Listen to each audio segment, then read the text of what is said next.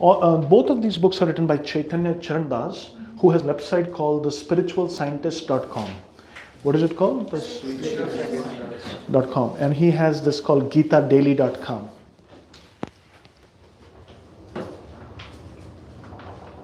So GitaDaily.com.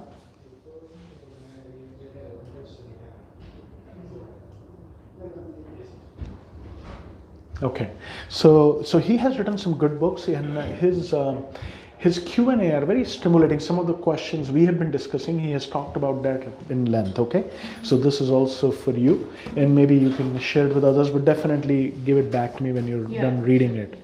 Okay, so we read the introduction, we read the prayers, and anything else? I just have a question. Yeah. What is my prescribed duty?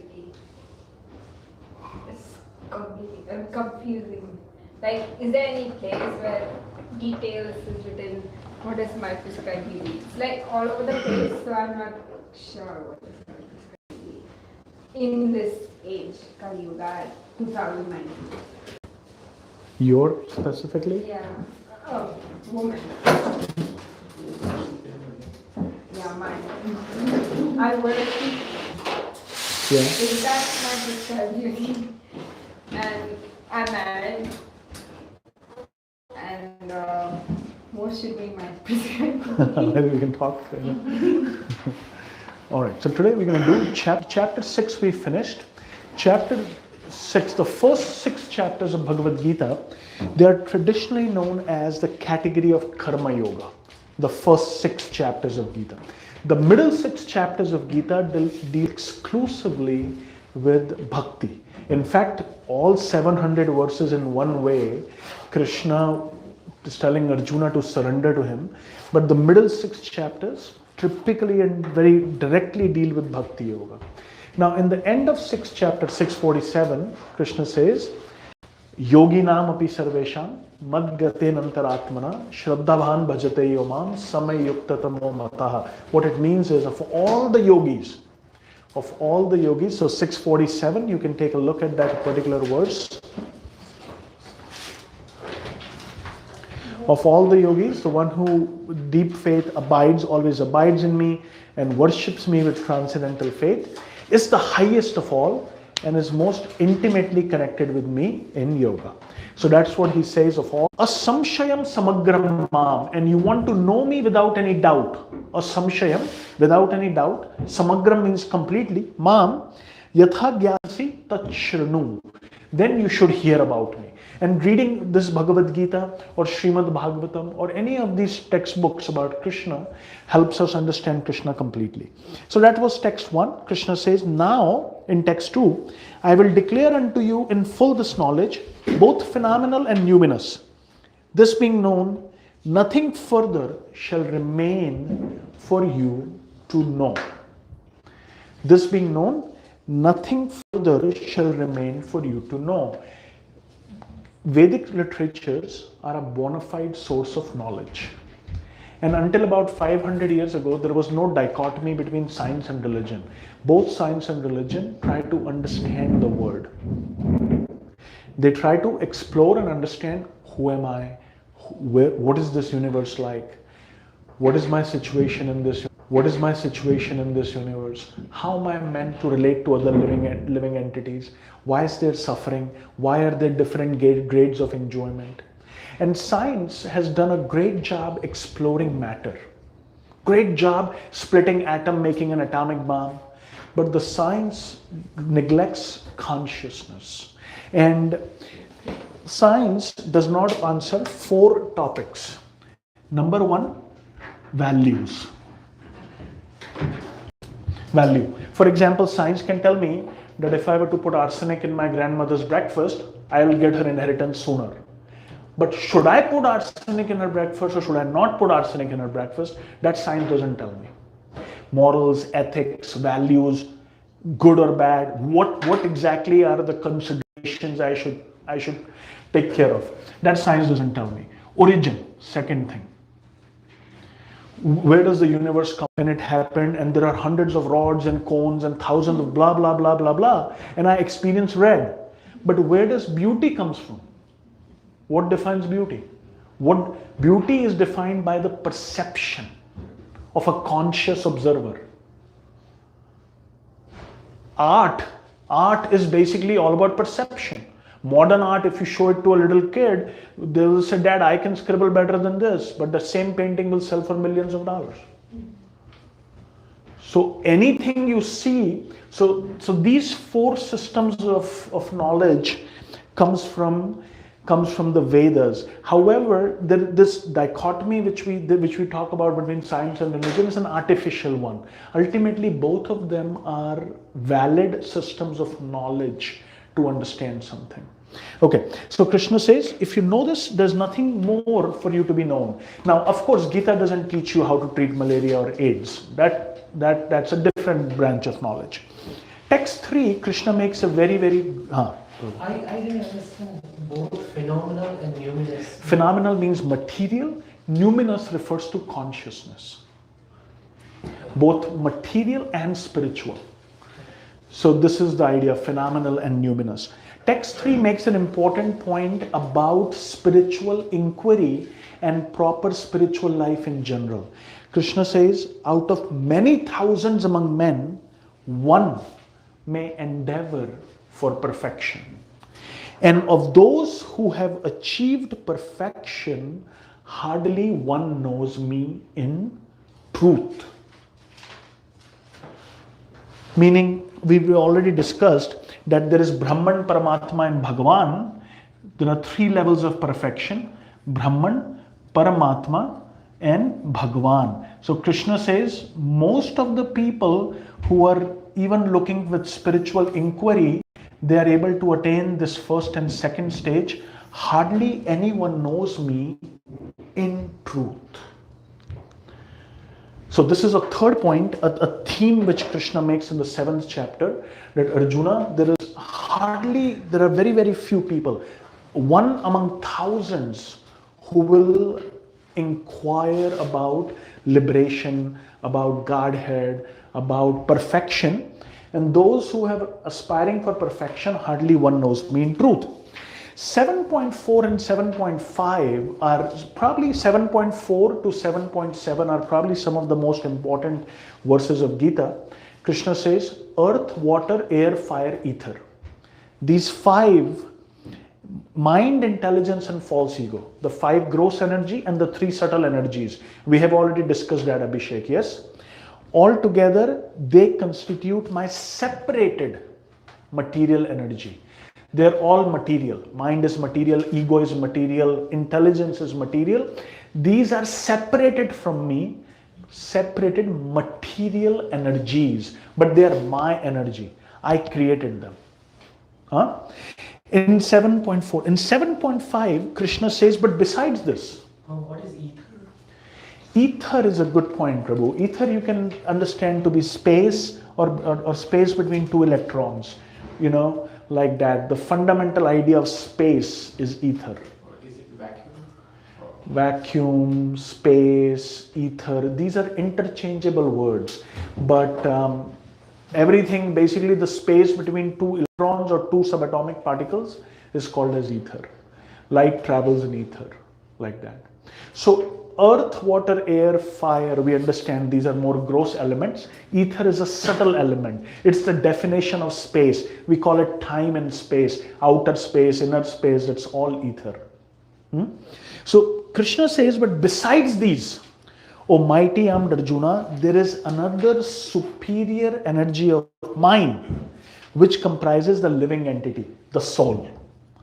The living entities or the soul. So what you have is, you have earth, water, air, fire, ether, 5 gross energies, mind, intelligence and false ego. These are my, Krishna is saying, my separated energies.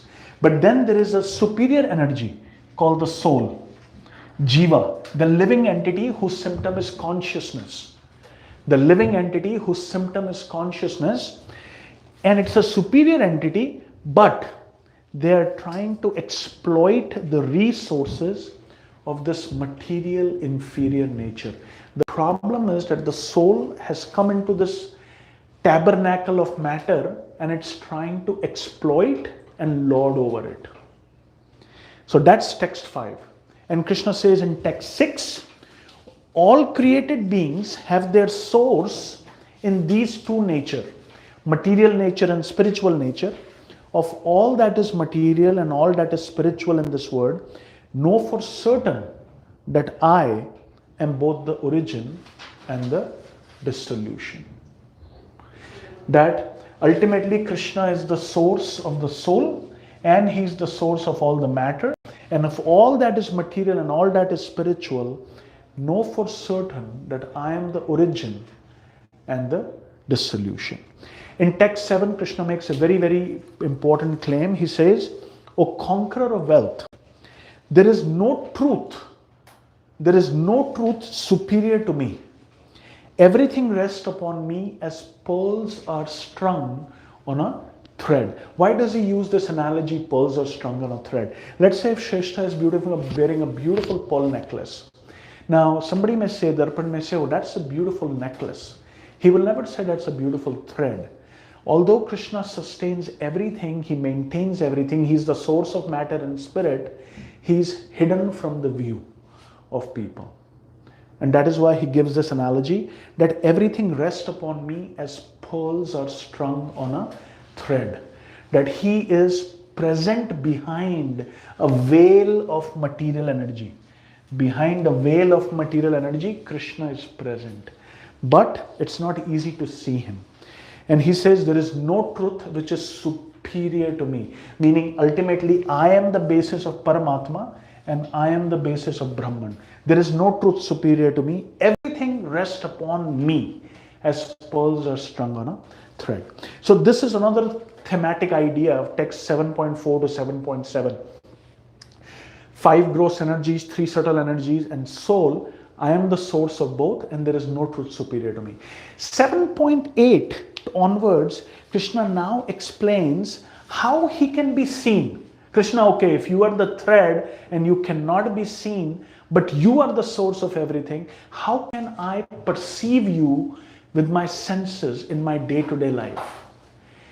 Okay, I'm not able to see you as a person, right? I'm not able to see you as Bhagavan. How can I see you as Brahman? And this verse 7.8, whenever Prabhupada was asked this question, every reporter would come and ask him one question. So you have seen God? Every time. And he would answer this 7.8, he would quote this. He would say, O son of Kunti, I am the taste of water. Raso aham apsu. Apsu means water. Kaunteya. I am the taste of water. I am the light of sun and the moon. So what it is believed is that it is Krishna's bodily effulgence, Brahman, which actually gives the energy to the sun and the moon, sun to light. You can say yes, hydrogen reaction, nuclear reaction, but where does this energy come from? In Surya, which lights up this whole universe.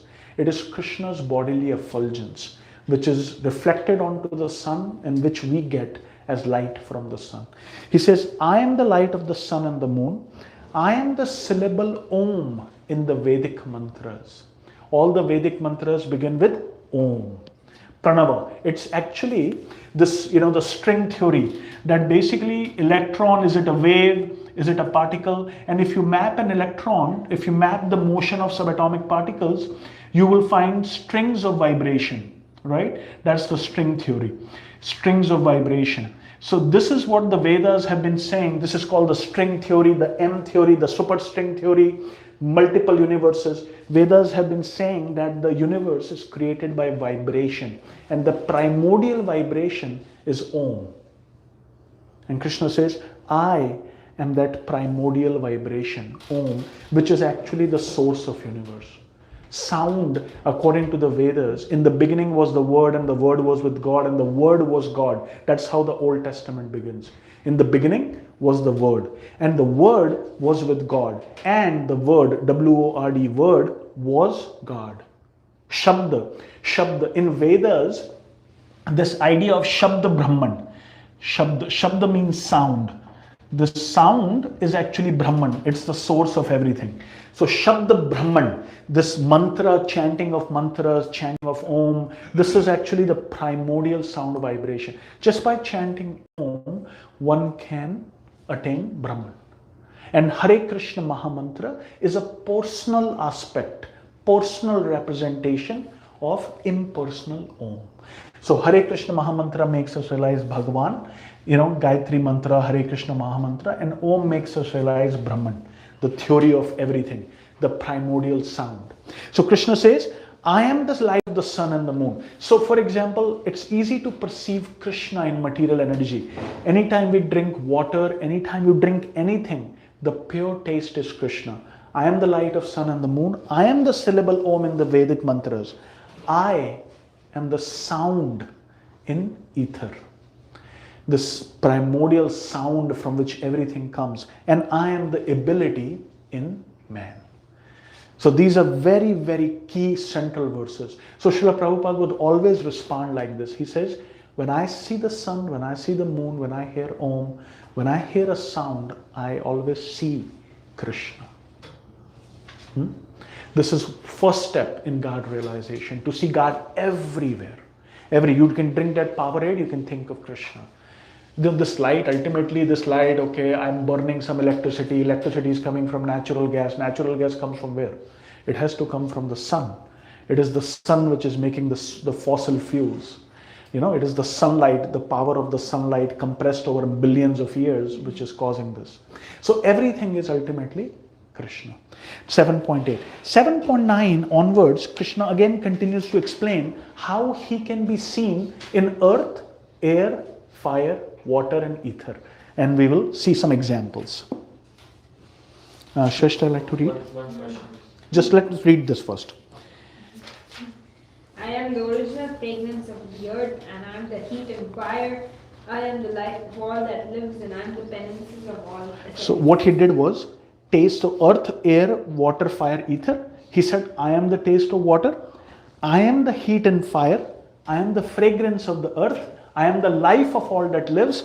I am the sound in ether, and I am the penance of all ascetics. So he covered these 5 elements: earth, air, water, fire, ether. He gave one example of each.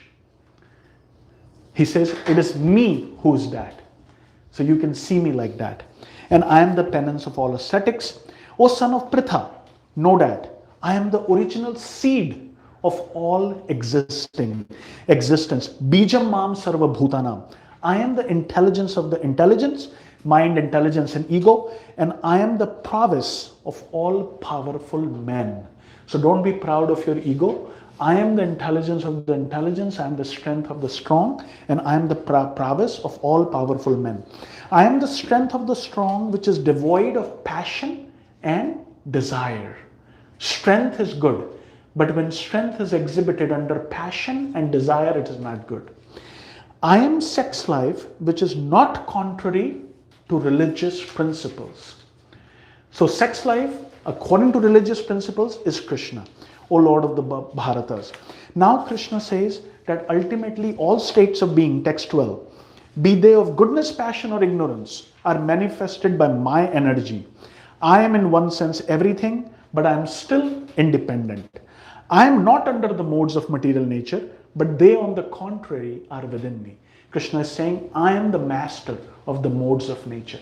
Everything we see is a product of goodness, passion and ignorance, and a mixture of those.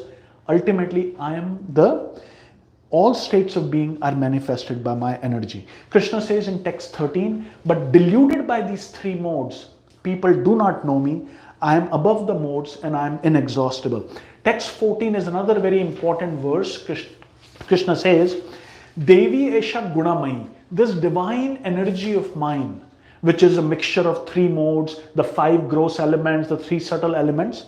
This divine energy of mine, consisting of 3 modes of nature, is difficult to overcome, but those who have surrendered unto me can easily cross beyond it.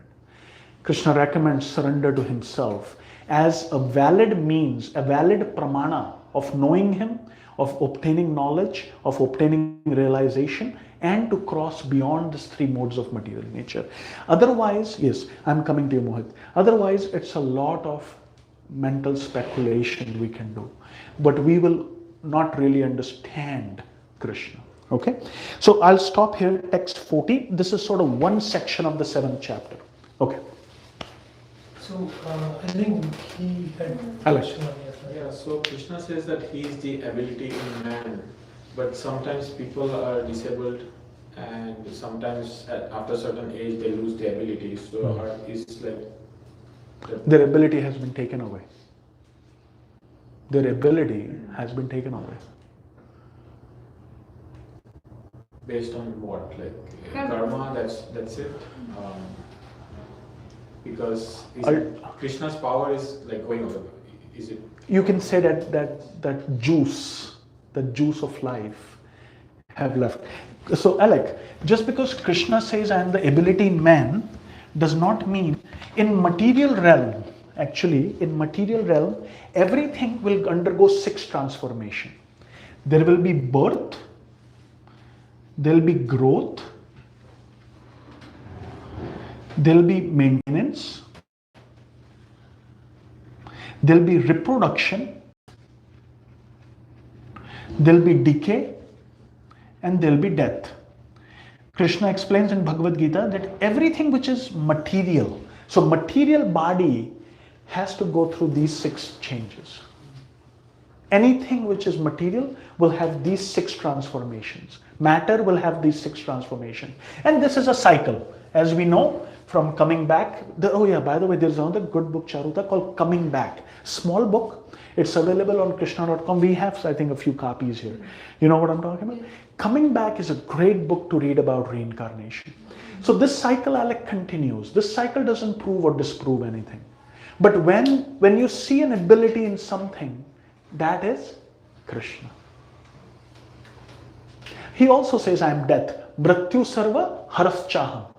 I am death. I am decay. Ultimately, everything is Krishna. Okay. So in the 7.14, it says this divine energy of mind, and there's in 3 modes of material nature, is difficult to overcome.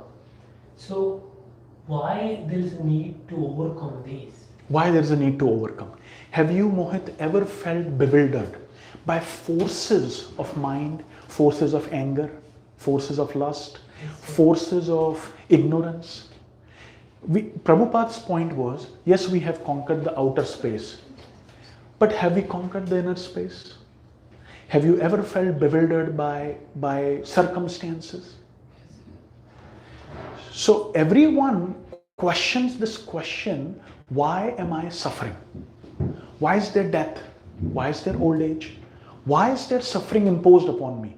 You can be going and, people do die in car accidents every day. 3,000 people in Ohio have died of car accidents. I was talking to Malati Prabhu, I got a little late. She told me a 20-year-old boy of a devotee went to India, got a chest infection, had horrific tuberculosis and just died. That's what she was telling me, and I didn't even had time to sympathize. I said, I gotta go now. She just told me this. 20-year-old boy died of tuberculosis. But anyways, even if we don't look at death, old age, disease, we all know that I wish that I can overcome my conditional nature. I can overcome these forces, right? So Krishna says this divine energy. Why? Why is it divine? Because it's connected to Krishna. Because it is his energy. And the purpose of the energy is to bewilder the jivas. Bewilder them. It's called Durga. Durga means Durgam. Durga means which is very difficult. Durga. Durga means very difficult. So Krishna says, this is my energy. It's my prakriti. It is very difficult to overcome. But those surrender unto me, they can overcome this prakriti. They can go beyond Durga. You said they are meant to be builders? Yes. The function of Durga is to Durga is like, if this material world is a prison, Durga is like the superintendent of the prison. Or the chief penitentiary officer. The purpose of Durga is to bewilder men by material things and kept them incarcerated. That's the purpose of Durga. Durga, Vaishno Devi, Ambika, all of these are different names of Krishna's internal energy. Durga. Why would God will create these things to bewilder you. Yeah, why? Why? Two things. Because number one, we want to be God. And Mohit, you don't have to agree with me right now, but this is the problem. Number one, we want to be God. And number two, we want to take his position as an enjoyer and engage in illicit sex life. These are the two reasons why this material world is created to begin with. These are fundamental truths of the Vedas, that because we want to be God, so an illusion is created where I can be an independent enjoyer, controller and proprietor, independent of Krishna. Forget him. So a matrix is created, a time-space matrix is created by Krishna to let that living entity have that experience. So everyone, even if you ask, there is one story, I'll tell you, which will exemplify this meaning. It's not that I am thinking I am God. Even an ant is thinking he's God. There is the story that Narayan and Lakshmi are there in Vaikuntha, and Narayan smiled gently. Lakshmi asked, why did he smile? And she said, you see that pig in that material planet Earth? You see that pig and his wife? I made them Indra 71 times. 71 times I made them Indra, but they were not satisfied. So a pig is also thinking he's God. A dog is also thinking. Actually, a butterfly is also thinking he's God. And we are also thinking we are God. Everybody is thinking they are God. And that is why this whole material creation is made with billions of planets and billions of universes. Otherwise, there is no need for it.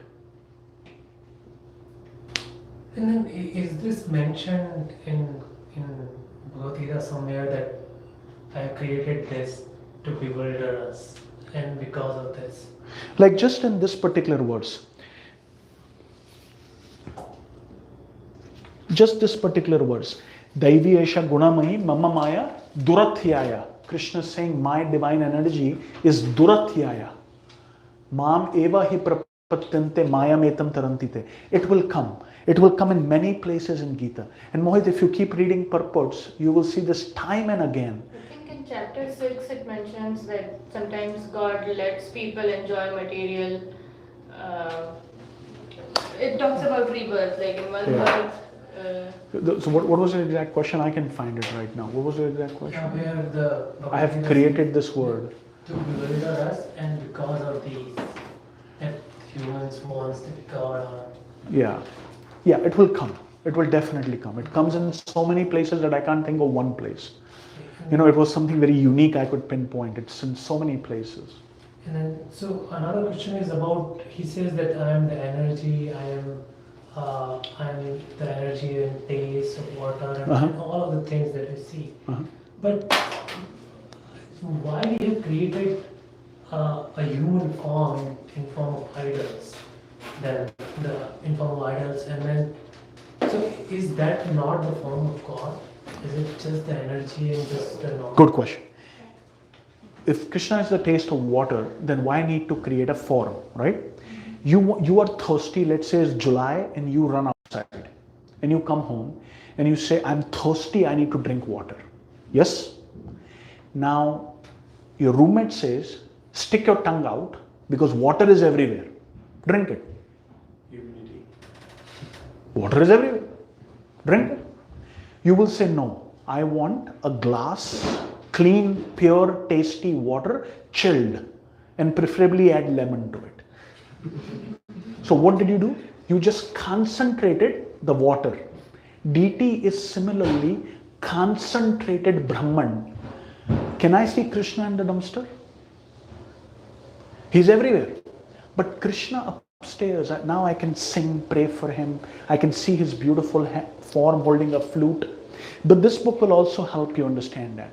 So the DT is concentrated Brahman. Krishna here is explaining his impersonal aspect, that those who cannot see me in that deity, they can also appreciate me in these forms: earth, water, air, fire, ether, mind, intelligence, ego. I am the prowess, I am the intelligence of intelligent. You can see everywhere me. For those who have not yet begun to appreciate my form. So, I found a verse that talks about why the spirit soul is bewildered. Prakrite Karma, Kriyama, chapter 3, verse 27, 327. page 162 of album.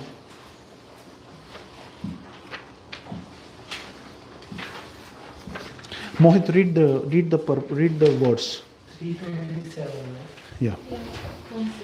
The spirit soul, divided by the influence of false ego, thinks himself the doer of activities that are in actuality carried out by the three modes of material nature. Read the purport. Two persons, one in Krishna consciousness and other in material consciousness, working on the same level, may appear to be working on the same platform, but there is a wide gulf of difference in their respective positions. The person in material consciousness is convinced by false ego that he is the doer of everything. He does not know that the mechanism of the body is produced by material nature, which works under the supervision of Supreme Lord. The materialistic person has no knowledge of ultimately he is under the control of Krishna. The person in false ego takes all credit for doing everything independently, and that is the symptom of his innocence. He does not know that this gross and subtle body is creation of material nature under the order of Supreme Personality of Godhead. And as such, his bodily and mental activities should be engaged in the service of Krishna, in Krishna consciousness.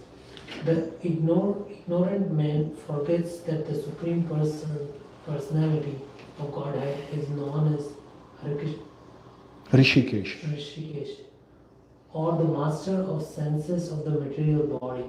For due to his long misuse of senses and sense gratification, he is factually bewildered by the false ego, which makes him forget his eternal relationship with Krishna.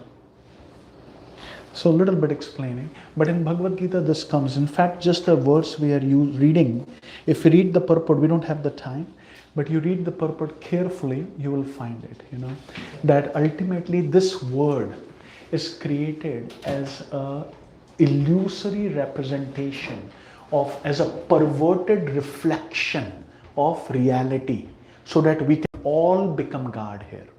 A fish is God, a shark is God, an insect is God, a mosquito is God. Everybody is playing a God role here. And this illicit sex life just doesn't mistake it to be just gross sex. This propensity to enjoy and to dominate and to control and to lord over everything else is called sex life.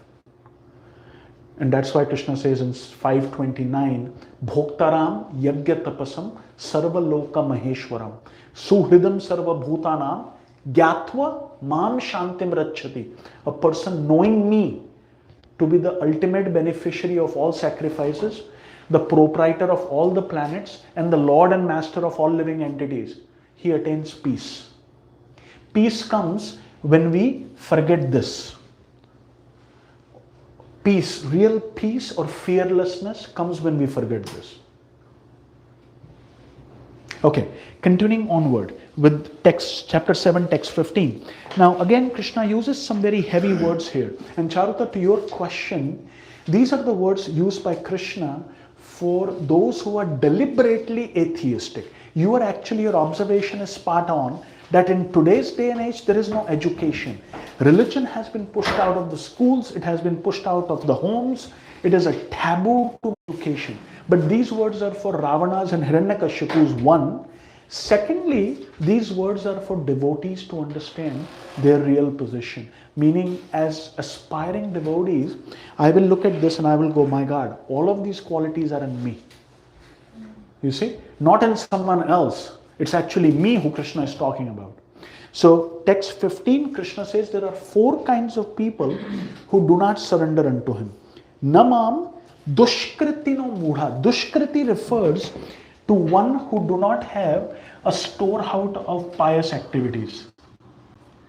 They are impious people. Generally, those who are impious and sinful, they cannot surrender to Krishna.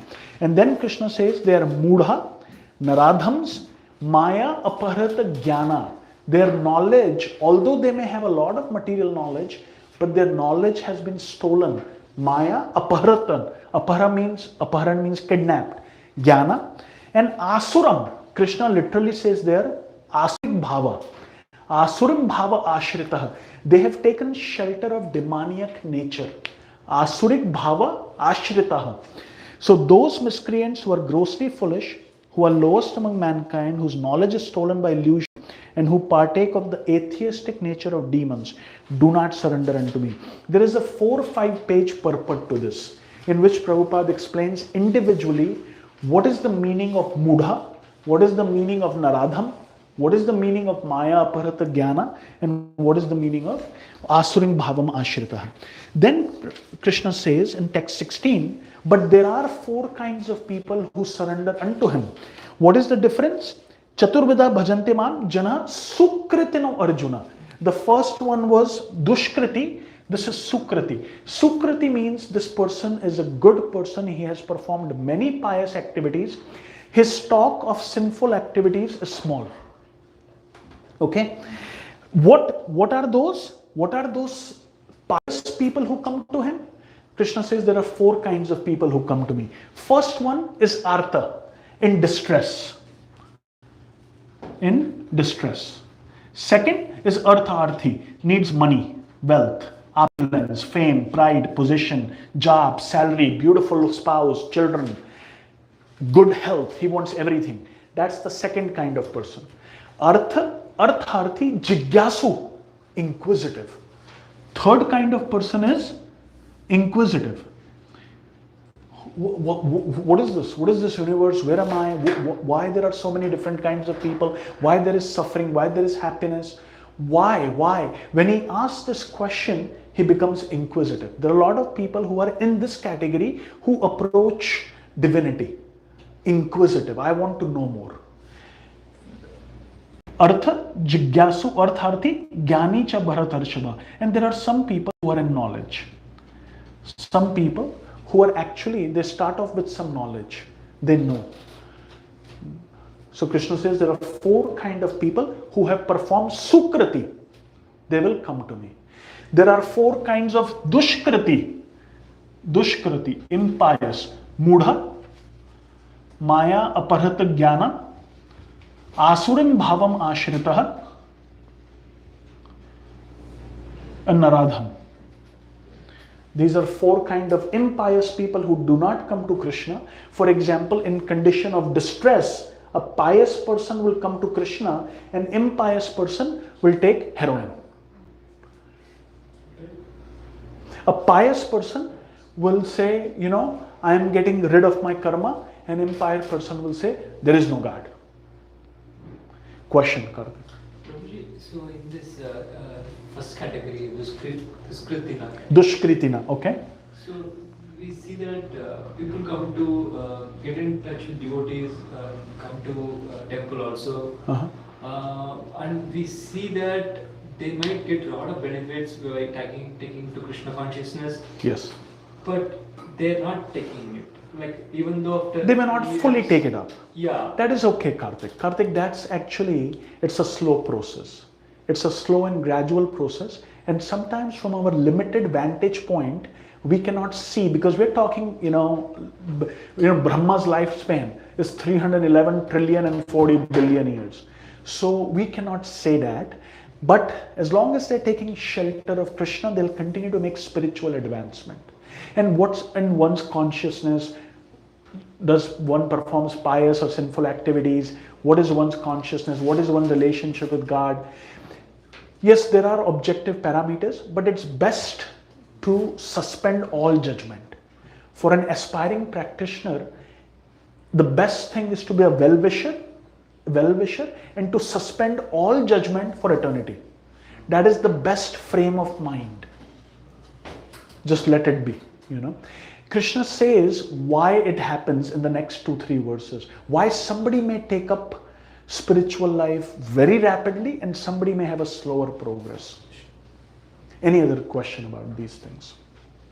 What are the English word meaning of impious dushkarmas, mura? So mura basically means, we can look at the Sanskrit words here. So murha means foolish. Nar adham means lowest among men.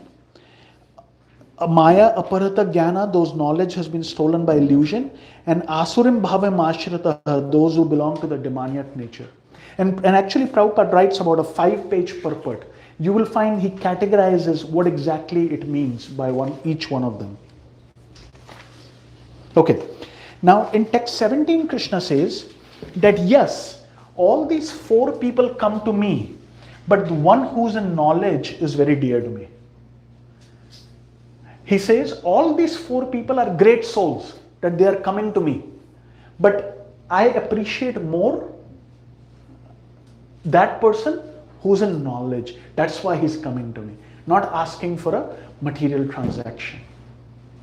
But knowledge comes from inquisitiveness, right? Good question. Hold on.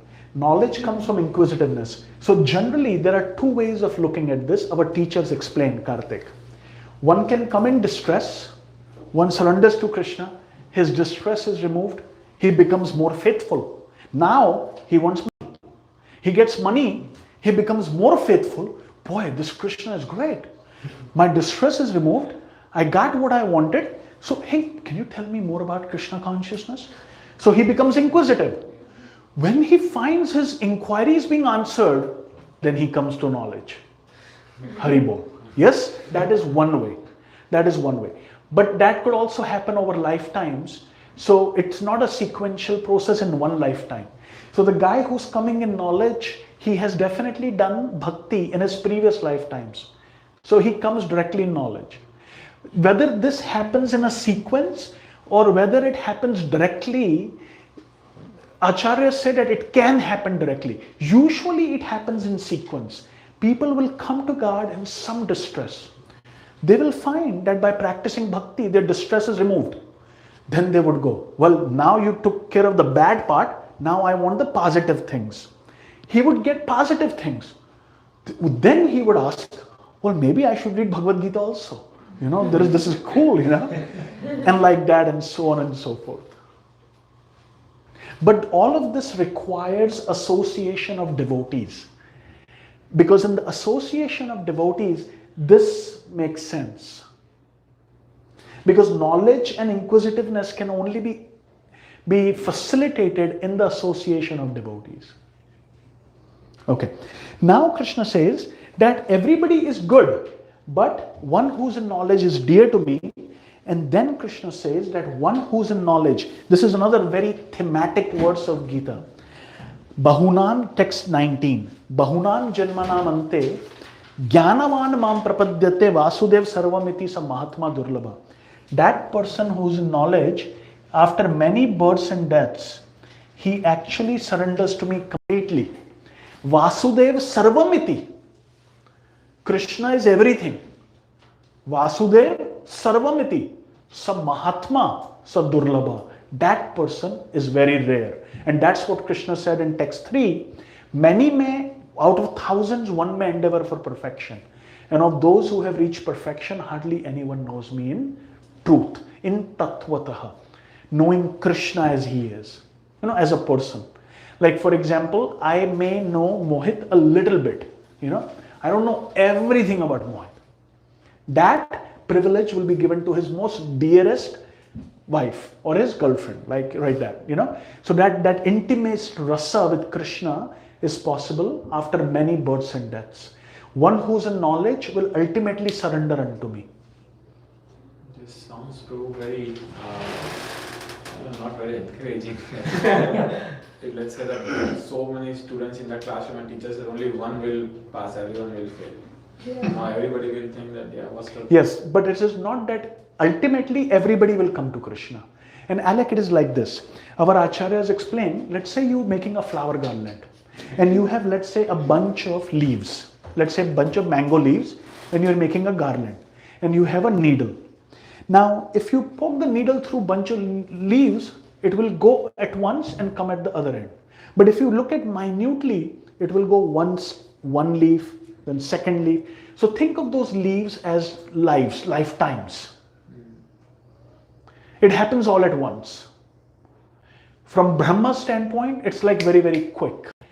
Generally, it is said that one who comes to Bhakti Yoga, so what it means practically to us, one who comes to Bhakti Yoga and take spiritual master and cultivate the spiritual practices sincerely, generally speaking, Alec, for it is said, and this is from Srimad Bhagavatam, the 3 lives of Bharat. You know, there is a story of Bharat, and I can tell you, but in the interest of time, I'll skip. In Bhagavatam, this beautiful, beautiful story of King Bharat comes 3 lifetimes. But generally, when one has a spiritual master and practicing spiritual life, at most he has to take 3 births in the material realm. Generally speaking. For some people, it may be just 1 birth. For some, it may be 2, and for some, it may be 3. But generally speaking, if one follows Bhakti Yoga, no matter where he is, in 3 lifetimes, he'll go back to Krishna. This is not a mathematical formula, but this is generally the case. Srila Prabhupada was asked, and this is 3 lifetimes of Bharat in Bhagavatam. Prabhupada was asked, will all your disciples go back to Krishna? He said, some will, most will go to heavenly planets, and from there they will go back to Krishna. Well, 3, Prabhu. Huh? 3, why 3? Bhakti Siddhanta explained that when a living entity encounters the Guru for the first time, his adhikar is to chant Nam Aparadh, offenses to the name. In his second incarnation, he chants Nam Abhas. And in this third incarnation, he chants Shuddha Nam.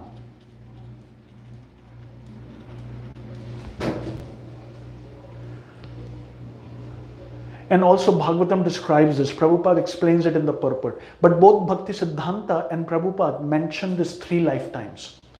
That generally, it will take 3 lifetimes, but some can go right away.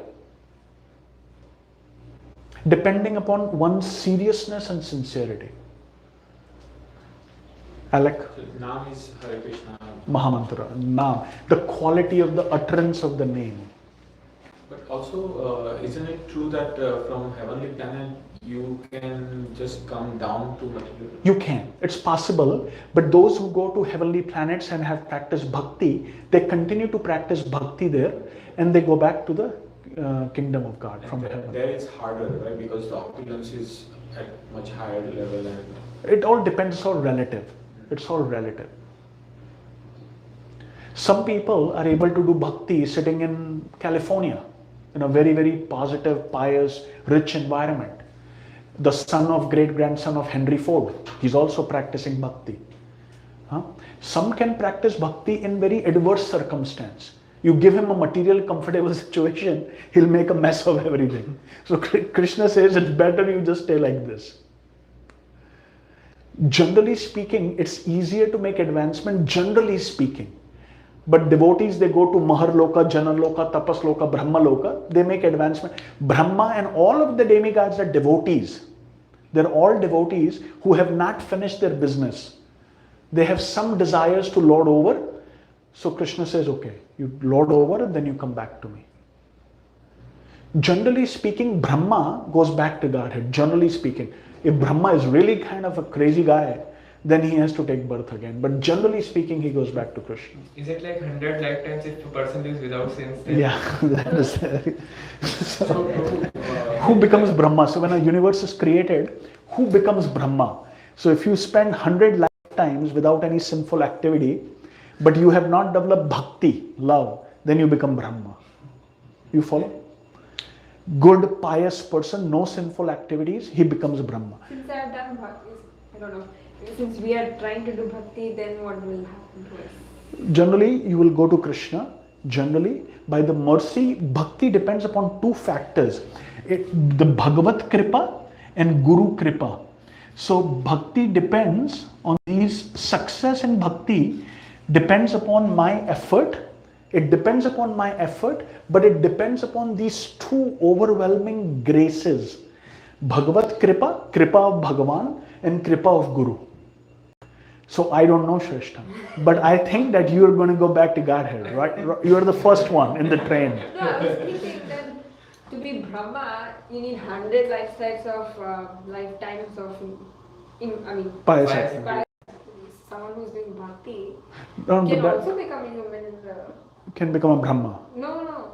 Like Bharat, he had to come back to earth because he thought of a deer, even though he had done bhakti. Right. So that doesn't make sense. What doesn't make sense? That he did bhakti, but still he became a deer Uh-huh. in the next life. Yes. So, and someone who did 100 Life- lifetimes without sinful activities became Brahma. So whose position is better? Dear position. Brahma? Deer? You think so? The guy, Bharat, became deer for maybe a very, very short time span, and he was conscious of Krishna, and then he becomes Jada Bharat. So he becomes deer, and then he becomes Jada Bharat, a pure devotee from birth. And as he grows into adolescence, he has complete consciousness of Krishna. And he goes back to the kingdom of God. His position is better. Sometimes it is said that devotees who commit sinful activities, they become an animal in the holy land. They become a monkey or a dog in a holy place like Vrindavan or Mayapur or Jagannath Puri, and they finish up whatever their karma and they go back to Godhead. So in the holy place when we go, we have to be very careful about dealing with living entities, right? So this is a little bit of this principle of Bahunam Janmanam Ante. However, this entire thing is described in Bhagavatam as a dream. Whether it's 3 lifetimes, 10 lifetimes, 1,000 lifetimes, when you wake up, you're like, oh my God, that was a bad dream. Can Guru Kripa come without Bhagavad Kripa? They go together. They go to- They go together. How do we, it's like spiritual master, can you explain a little bit more on that? Like you are No, I'm not. A pure devotee of Krishna. A pure devotee of Krishna. A pure devotee of Krishna, when he's genuinely pleased by somebody, by his activities, that is called Guru Kripa. And Krishna also talks about Guru. Guru is there everywhere. 434 open, chapter 434. So Guru seeks a Shishya or a Shishya seeks a Guru? Shishya seeks a Guru. So we talked about Guru and Bhagavan, right? When Bhagavan sees that a person is sincere, a person has a desire to practice bhakti and he's sincere and he's qualified, this Bhagavan brings a Guru as his manifestation. A Guru, first of all, do not be bewildered by any negative connotation of Guru Abhishek, okay? Guru is like a coach. A coach. You know, if you watch any sports event, the person who goes to hold the trophy, the first person he says, this is because of my coach. They said there is one person who actually believed in me and who changed everything. I was just a high school kid out of nowhere. There was one person who came in my life and who changed everything. You can see that. Anybody writes a book, they will generally give credit not to their mother or father or wife or children, they'll give credit to their coach, their Guru. This is seen very often in many, many spheres of life. That there is a person who changes everything. For us, who ask Guru? For us, I'll tell you. Okay, Guru means, first thing is Srila Prabhupada. Okay? Srila Prabhupada's several statements. First statement, he gave a class. And he says, you have to be 90% pure to go to Krishna. And there's no expression on anyone's face. And then Prabhupada says, okay, 80% pure. And there's no expression on anyone's face. And then he said, okay, 60% pure. And maybe some people are now taking a little breath, 60% is possible maybe. And then Prabhupada said, forget everything. Just hold on to my dhoti, hold on to me. For each one of you, I will personally pray to Krishna. And at the time of your death, I will personally come and take you back to Godhead. He said, I have an inside door. Prabhupada made that statement many, many times that, and every acharya is considered like a ship. And when a ship crosses from, let's say, New York to London, the little rats and mice who live on the ship, they also go from New York to London. That is generally considered the position of an acharya and a shishya and a disciple. When an acharya crosses over, everybody who's like whatever on his ship, they all cross over. So Ramanujacharya, Madhvacharya, Chaitanya Mahaprabhu, Alvards, Srila Prabhupada, Bhakti Siddhanta, Bhakti Vinod, all of these people whom we pray to, they are all that conduit of mercy. And then it requires a serious and an inquisitive person to really surrender and submit to a living guru. Now, living guru is a little bit more tougher because it's easy to be like this to a person who's dead and gone.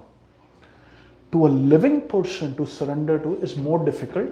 That is why that is reserved for those who are really, really serious.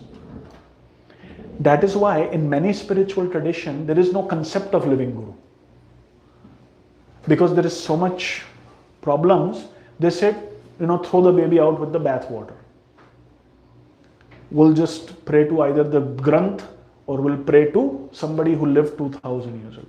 Anyway, so this is a little idea here. For us, all of us, it's Prabhupada. And then if we can develop a personal relationship, when that happens, then that, in that relationship you will see to really, really genuinely please an acharya is the way back, is the easiest way back to Godhead. In bhakti, it is not what you know, but who you know. And that applies in all aspects of matter also.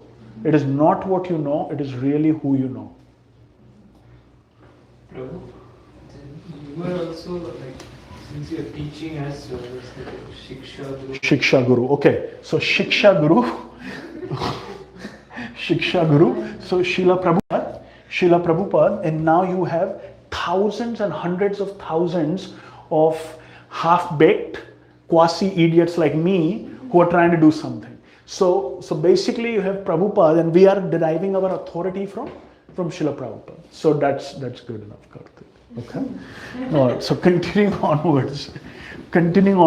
So Krishna says, Bahunam Janmanam Ante. Text 20. Now, Krishna in the 7th chapter and in the 9th chapter, he talks about worship of devatas directly, which we have discussed a little bit, that like you have a president and a president has his cabinet. So Department of Finance, Lakshmi. Department of Education, Saraswati. No objection certificate, Ganesha. Department of Destruction, Shiva. Rain, Indra. Surya, Chandra, Varuna. Like that, Krishna says, Kamastaistu Hritagyana Prapadyante Anya Devata. Those whose intelligence has been stolen by material desire. Kama means material desire. Hritagyana. Hrit means again that word apaharan comes. Hritagyana. Those whose knowledge have been stolen, what do? They prapadyante anya devata. Why? Because they want their material desires fulfilled. They don't want Godhead. Krishna is not an order supplier. He does not necessarily fulfill material desires, and sometimes he can take away things to bring the devotee to his lotus feet. Tam niyamam asthaya. Astha means their faith, and as their faith is prakritya niyata swaya, they perform a materialistic mode of worship. So those whose intelligence has been stolen by material desires surrender unto demigods and follow the rules and regulations of worship according to their own nature. So it sounds like worshipping demigods is bad.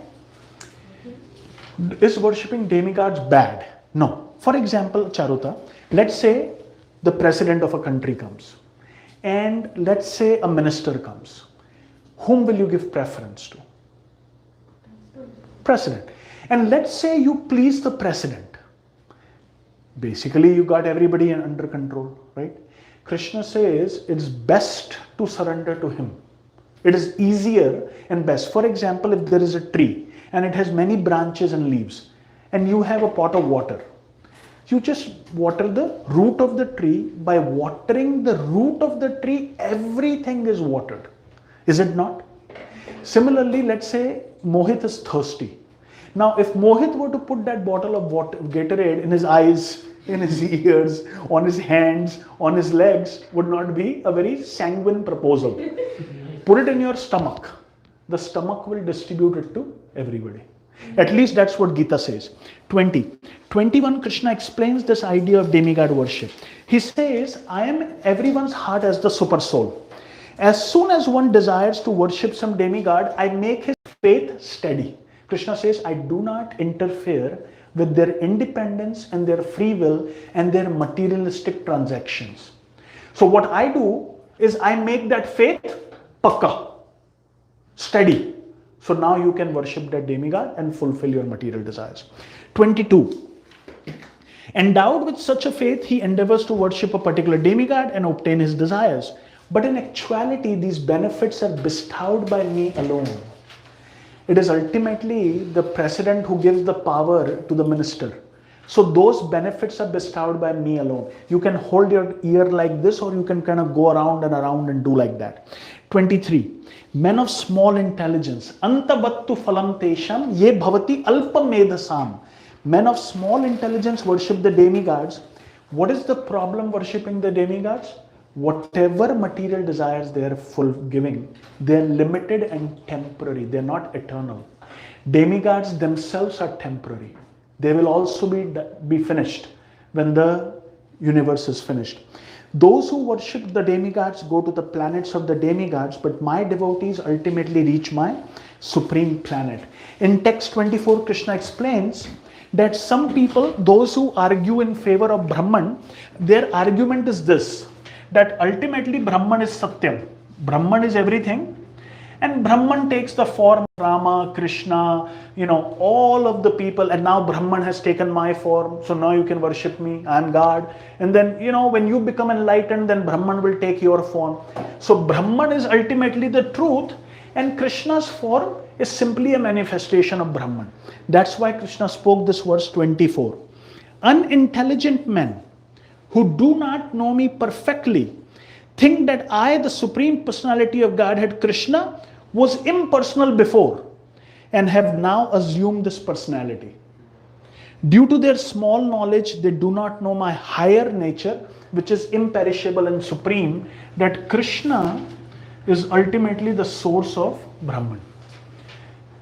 And it's when Krishna comes himself, he comes directly. He does not need Brahman to transform him into Krishna. He's always Krishna. So this is an important idea here, that avyaktam vyaktim apannam mannate mam abuddhaya. Abuddhaya, this is their argument. Argument is Rama, Krishna, Ganesha, anybody, Vishnu, ultimately it's all Brahman. These forms are all temporary. They all come from Brahman and they merge into Brahman. This is their argument. This is what Krishna negates here in 24. In 25, Krishna says, I am never manifest to the foolish and unintelligent. Those who speak like this, those who maintain this idea, I am not manifest to them. Naham prakasha sarvasya yoga maya samavrta mudho yam nabhijanati. Mudha means foolish and unintelligent. For them I am covered by my internal potency, and therefore they do not know that I am unborn and infallible. So is it trying to say that Krishna is like a person and ever existing person? Correct. That is correct. He's like, here it says Krishna was, those unintelligent men believe that he is impersonal before, now we assume this personality. So it's trying to say that he is the person as he is.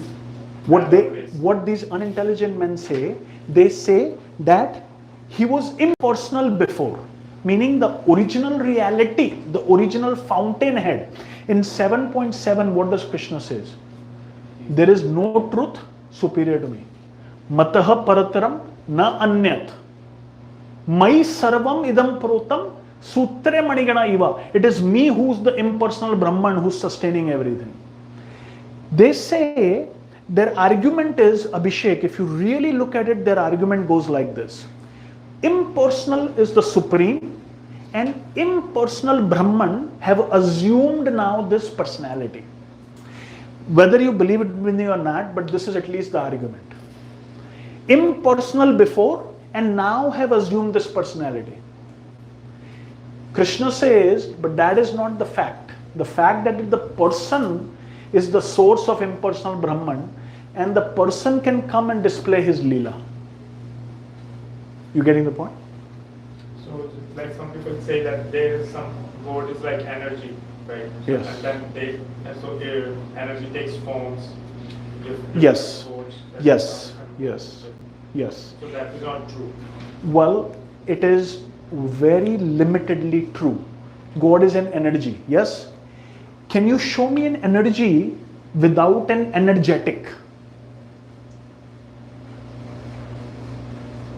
So that is trying to say there is a person above on For example, this electricity is there.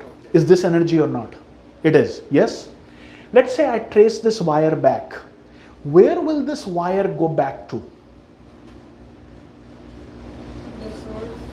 Where? Just let's take this analogy. Where does this wire goes outside this building? It goes to the pole. It goes to the power plant. What will you find there? What will you find there? Somebody is running the power plant. You will find a person there who's turning it on and off. And if he doesn't do it, there is no electricity. There is a controller of. Ultimately, you will find a person controlling it. I can say I pay my taxes to the government, but who's the government?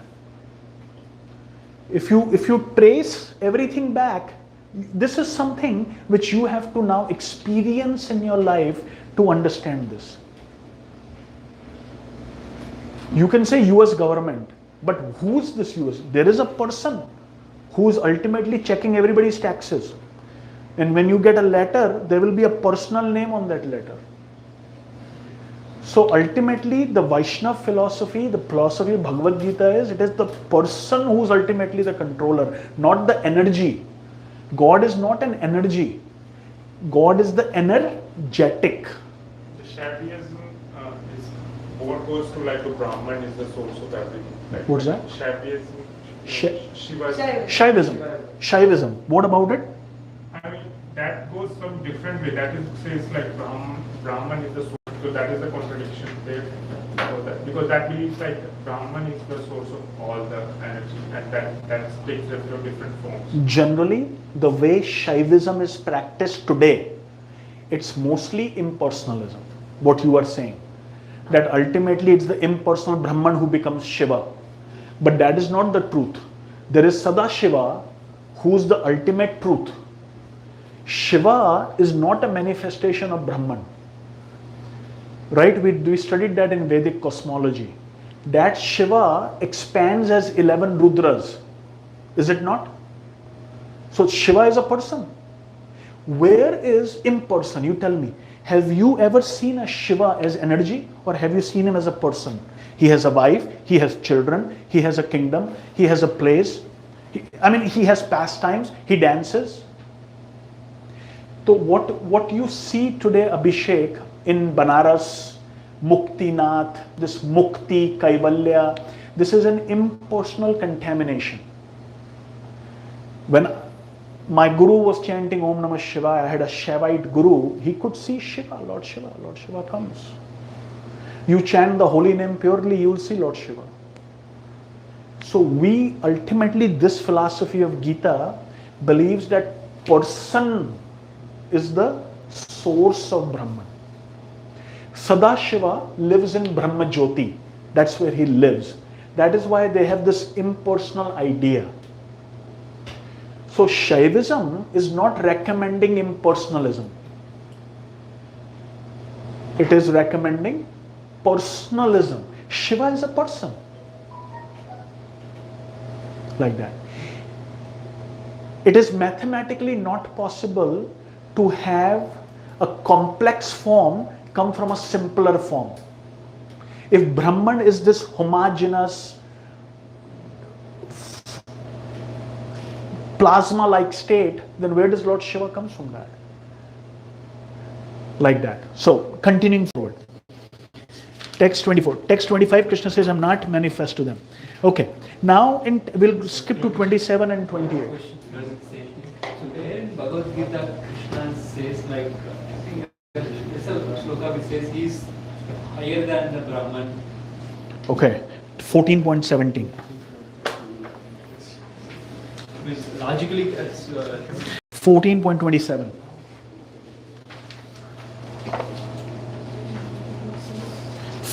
Chapter 14, text 27. Charuta, read it. And I am the basis of the impersonal Brahman, which is immortal, imperishable, and eternal, and is the constitutional position of ultimate happiness. Read the purport. The constitution of Brahman is immortality, imperishability, eternity, and happiness. Brahman is the beginning of transcendental realization. Paramatma, the super soul, is the middle, second stage in transcendental realization, and the Supreme Personality of Godhead is the ultimate realization of the Absolute Truth. Therefore, both Paramatma and the impersonal Brahman are within the Supreme Person. It is explained in the 7th chapter that material nature is the manifestation of the inferior energy of the Supreme Lord. The Lord impregnates the inferior material nature with fragments of the superior nature, and that is the spiritual touch in the material nature. When a living entity conditioned by this material nature begins the cultivation of spiritual knowledge, he elevates himself from the position of material existence and gradually rises up to the Brahman conception of the Supreme. This attainment of the Brahman conception of life is the first stage in self-realization. At this stage, the Brahman realized person is transcendental to the material position, but he is not actually perfect in Brahman realization. If he wants, he can continue to stay in the Brahman position and then gradually rise up to Paramatma realization and then to the realization of the Supreme Personality of Godhead. There are many examples of this in Vedic literature. The 4 Kumaras were situated first in the impersonal Brahman conception of truth, but then they gradually rose to the platform of devotional service. One who cannot elevate himself beyond the impersonal conception of Brahman runs the risk of falling down. In Srimad Bhagavatam, it is stated that although a person may rise to the stage of impersonal Brahman, without going further with no information of the Supreme Person, his intelligence is not perfectly clear. Therefore, in spite of being raised to the Brahman platform, there is the chance of falling down if one is not engaged in the devotional service of the Lord. In the Vedic language, it is also said, when one understands the personality of Godhead, the reservoir of pleasure Krishna, he actually becomes transcendently beautiful. The Supreme Lord is full in 6 opulences, and when a devotee approaches him, there is an exchange of these 6 opulences. The servant of the king enjoys on an almost equal level with the king, and so eternal happiness, imperishable happiness, and eternal life accompany devotional service. Therefore, realization of Brahman or eternity or imperishability is included in devotional service. This is already possessed by a person who is engaged in devotional service. The living entity, although Brahman by nature, has the desire to lord it over the material world, and due to this he falls down. In his constitutional position, a living entity is above the 3 modes of material nature, but association with material nature entangles him in the different modes of material nature, goodness, passion, and ignorance. Due to the association of these 3 modes, his desire to dominate the material world is there. By engagement in devotional service in full Krishna consciousness, he is immediately situated in the transcendental position, and his unlawful desire to control material nature is removed. Therefore, the process of devotional service, beginning with hearing, chanting, remembering the prescribed 9 methods for realizing devotional service, should be practiced in the association of devotees. Gradually, by such association, by the influence of the spiritual master, one's material desire to dominate is removed, and one becomes firmly situated in the Lord's transcendental loving service. This method is prescribed from the 22nd to the last verse of this chapter. Devotional service to the Lord is very simple. One should always engage in the service of Lord, should eat the remnants of foodstuffs offered to the deity, Smell the flowers offered to the lotus feet of the Lord. See the places where the Lord had his transcendental pastimes. Read of the different activities of the Lord, his reciprocation of love with his devotees. Chant always the transcendental vibration Hare Krishna, Krishna Krishna, Hare Hare, Hare Rama, Rama Rama, Hare Hare. And observe the fasting days commemorating the appearances and disappearances of the Lord and his devotees. By following such a process, one becomes completely detached from all material activities. One who can thus situate himself in the Brahma Jyoti or the different varieties of the Brahman conception is equal to the Supreme Personality of Godhead in quality. Thus end the Bhakti Vedanta purports to the 14th chapter of the Srimad Bhagavad Gita and the matter of the three modes of material nature. So that's 1427. Also 1426 Krishna says, one who engages in devotional service at once comes to the level of Brahman. So this Brahman is a very, actually it is described in the Vedas that this Brahman is simply the effulgence of the lotus toes of Krishna. The tips of his lotus toes. Chapter 7 we are finishing. I'm just going to draw your attention to 728, the last verse, and we'll finish here. 7.28 Krishna says, persons who have acted piously in previous lives and in this life, and whose sinful actions are eradicated, are freed from the dualities of delusion, and they engage themselves in my service with determination. You were asking Karthik, why is not everybody in the same level? Yesham tu antagata papam jananam punya karmanah te dvanda moha nirmukta bhajante mam dhidvrata. This dhidvrata comes from freedom from sinful activities. So if one follows the process, he will make advancement. If he is not making the advancement, he is not following the process. Okay, so chapter 7 is over. We were going to cover chapter 8 today. We will do it next week.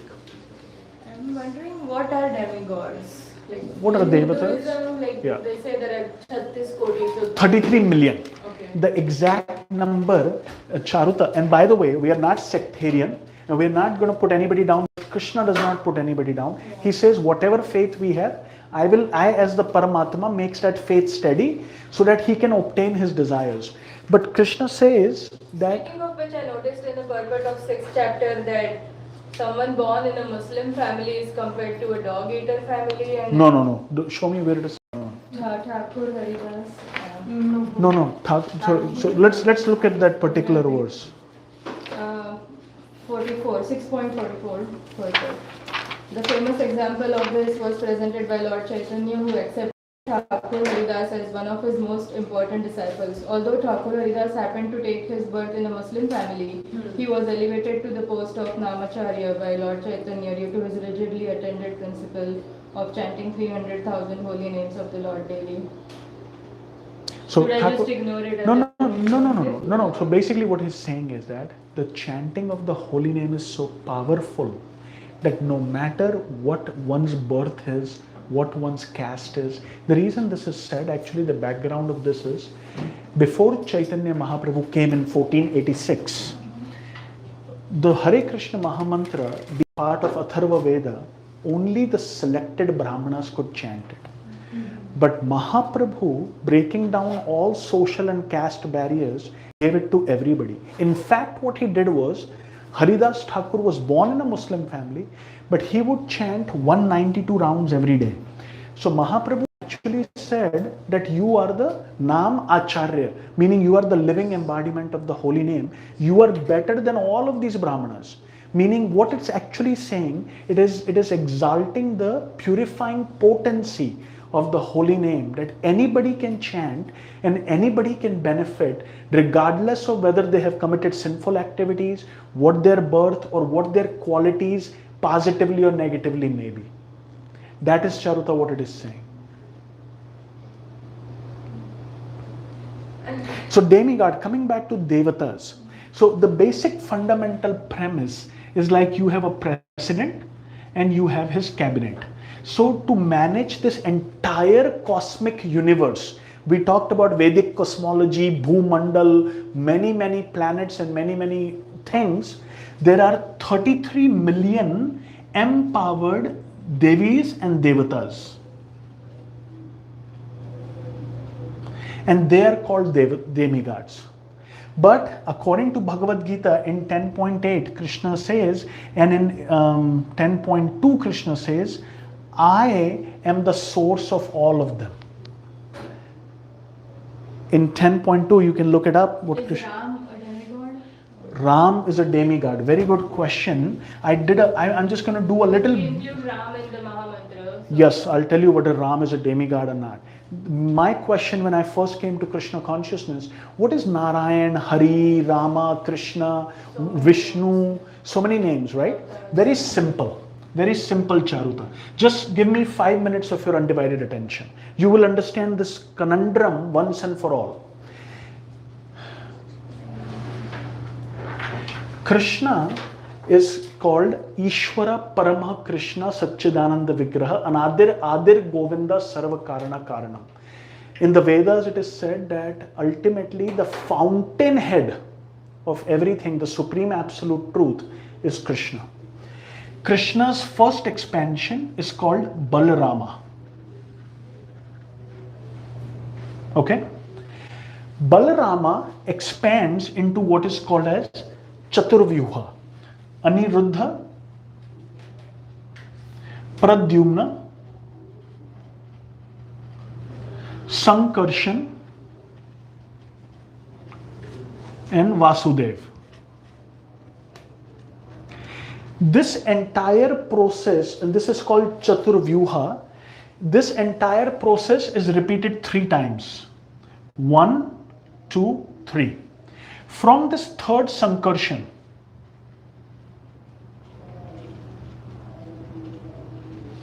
this is all spiritual realm, okay? From this third Sankarshan comes Narayan. And Narayan then further expands as the predominating deity in all of the spiritual universes. He's called Achyuta, Keshava, Damodara, Padmanabha, Rishikesha, like that. That Narayan is situated as the predominating deity of millions of spiritual universes. That Sankarshan both are same Prabhu? Yes, it just happens 3 times, okay?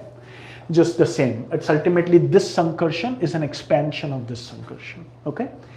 Now, after Narayan expands himself into billions of spiritual universes, and in each universe, Narayan is the predominating deity, there is a small part of the whole creation which is 1/4. 1/4. This is 3/4. 1/4 Krishna creates material world. So Narayan now expands himself. Narayan expands himself as Mahavishnu. Now I am going to call him Vishnu 1, okay? It's very easy to understand, but he's Vishnu 1. This Mahavishnu, so let's just say that this entire spiritual world, the 1/4 of this is covered by a cloud. And in that cloud, an expansion of Narayan called Mahavishnu lays down and he creates an ocean from his body called the causal ocean. Mahavishnu lying down on causal ocean.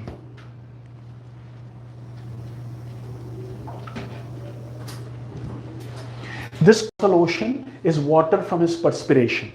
He lies down there. You understanding so far? Everything? what is causal? Causal means Karan. Karan, ocean. Causal. It's called, why is it called causal? I'll explain in 1 second. But this is okay so far? So Narayan is the one who is the predominating deity, presiding deity of all spiritual universes. Spiritual universes. But there is a cloud called Mahatattva. Within this spiritual sky, there is a small corner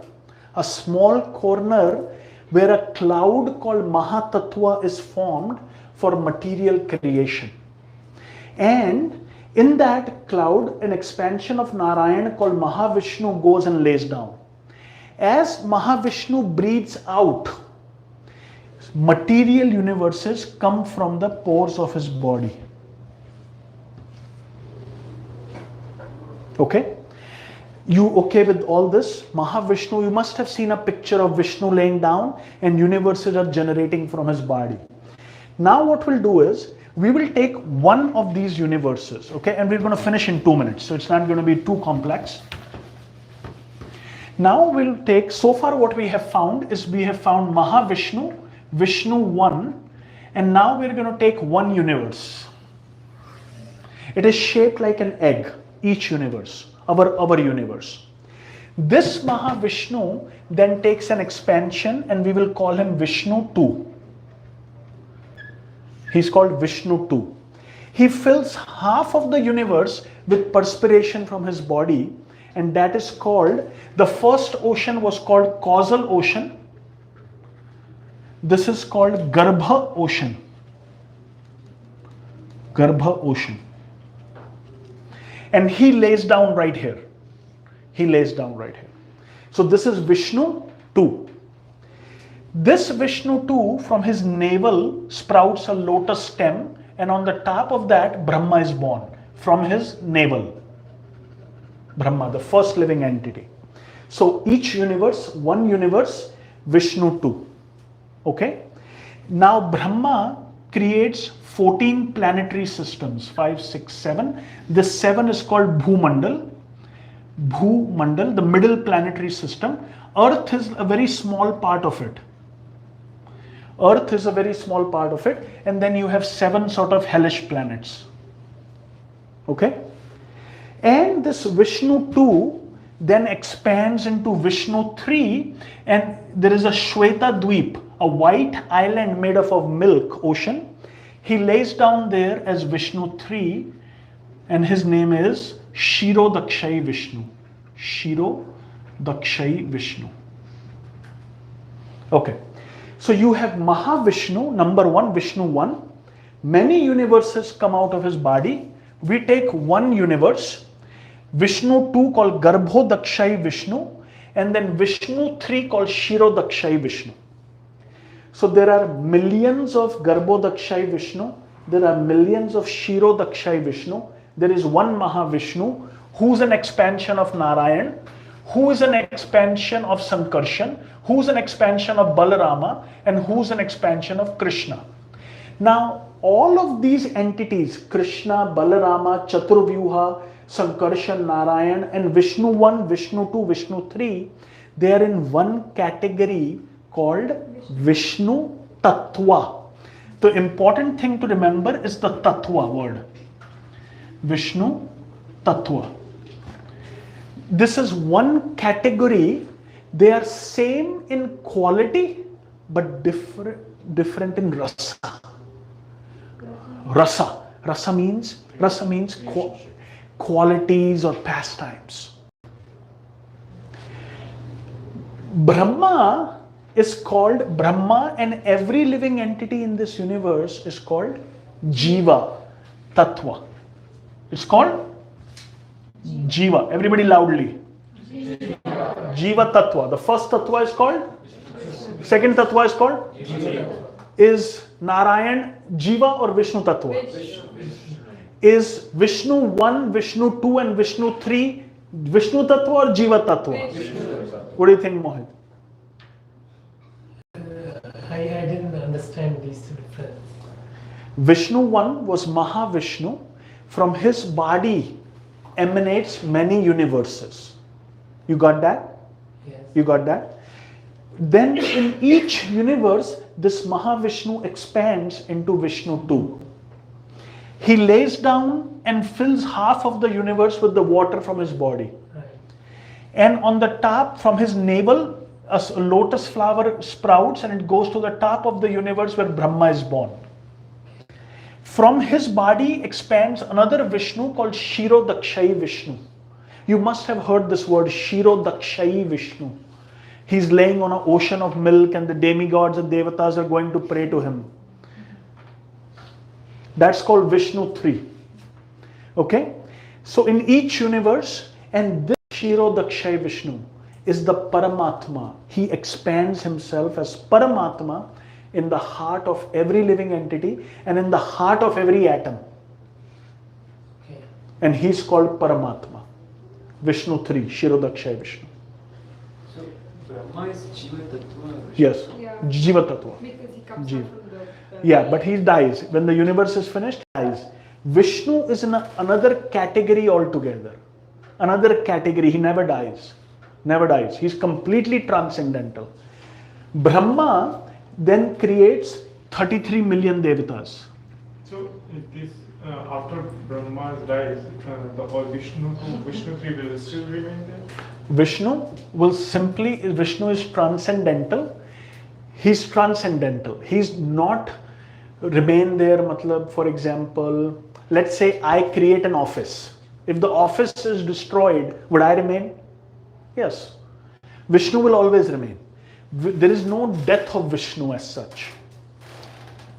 So they will merge into Narayana. You can say like that, you can understand it like that. But they don't have to merge. Vishnu is like an expansion. It's like the same energy which is expanded.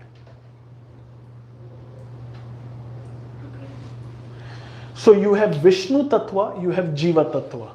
And Charuta, to answer your question, all of the Devi Devatas, they are empowered administrators of all of the galaxies and planets and stars of one universe. And they are 33 million in number. But Lord Ram is Vishnu. Where is Lord Ram coming from? Growing up, I used to hear 36 Koti. I don't know where that's coming from. It's very simple, similar, 33 million. Huh?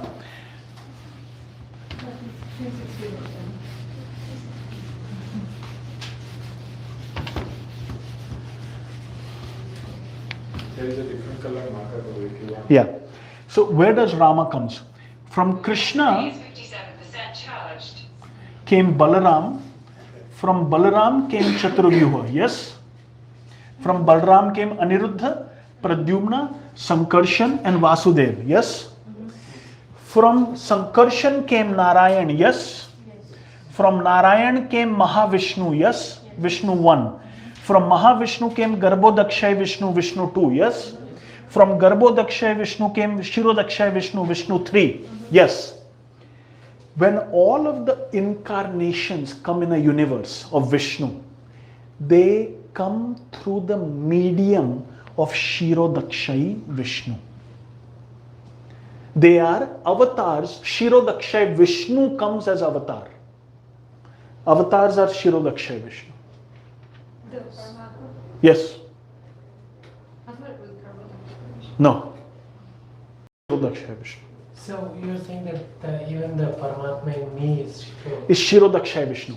In every atom he's present. And this, when you go for a run in the morning, the sun, the moon, the stars, the flowers, the air, where is the Atma of all of this?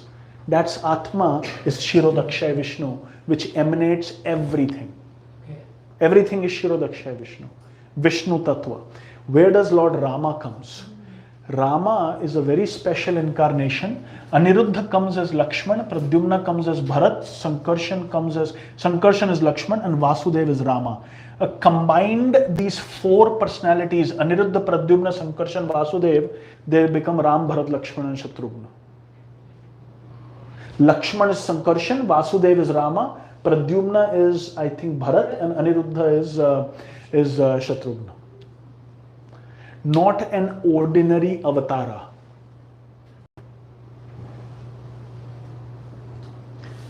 But this is all Vishnu Tattva. So Charuta, the Bhagavad Gita and the Vedas unequivocally recommend worship of Vishnu. Whether you worship Rama or Narayana or Hari or any of the millions of forms of Narayan or Narayan, it's all the same. Krishna, the difference is that donkey, whoever loses has to carry the other person on his shoulder. So Krishna has to carry his friends on his shoulder. That is not possible with Rama or Narayana. That rasa. There are four qualities which only Krishna have, which Vishnu or Narayana do not have. His incredible beauty, his flute, his pastimes, and his relationship with the gopis. This is actually so sacred that it's only possible for God. When Rama came in this planet, there were saints meditating in the forest. When they saw Rama, they are Prakriti. They wanted to have union with Rama. And Rama said, in this form of mine, it's not possible. In another incarnation, you will all become gopis, and then I will fulfill your lust. I will fulfill your deepest desire for union, conjugal union. So this is actually very sacred. It's only possible for Godhead, Krishna. Narayan and Vishnu do not have these four qualities. Now, where is Lord Shiva in this? Lord Shiva is neither a Vishnu Tattva, he is not a Jiva Tattva. He has his own Tattva called Shiva Tattva. He lives at the junction